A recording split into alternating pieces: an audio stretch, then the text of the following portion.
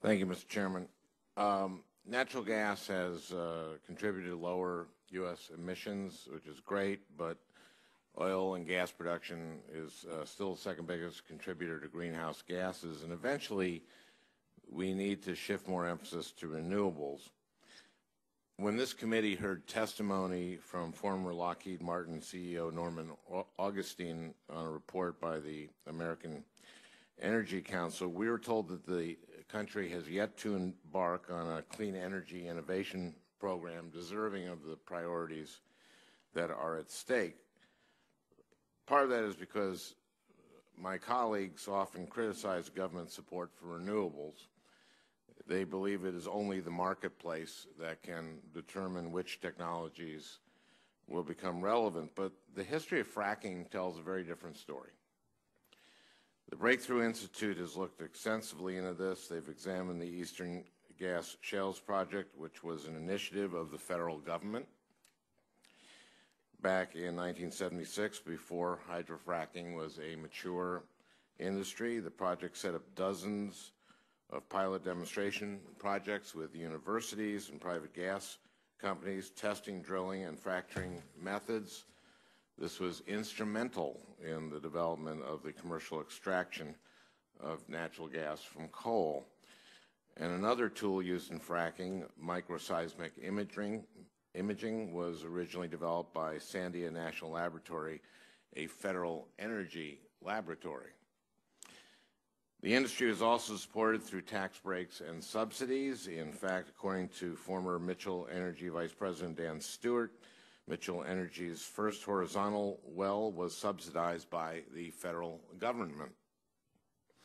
Mr. Mitchell said in an interview, and I quote, "DOE started it, and other people took the ball and ran with it. You can't diminish DOE's involvement." Anyone here but Mr. Gerard, Mr. Medlock, do you agree with Mr. Stewart that you can't dismiss DOE's role in the development of this technology? I actually agree 100% with that. It's actually a point that I've made many times in talks that I've given. I think it's actually remarkable how the foresight that was demonstrated by the federal government back in the 70s to actually initiate the Eastern Gas Shales project, because it didn't pay off in 5 or 10 years. It took over 30. And now we're sitting in the midst of talking about what should we do with this abundance of natural gas, and it's, you know, it owes its roots to a federal government program. So I don't disagree with that at all.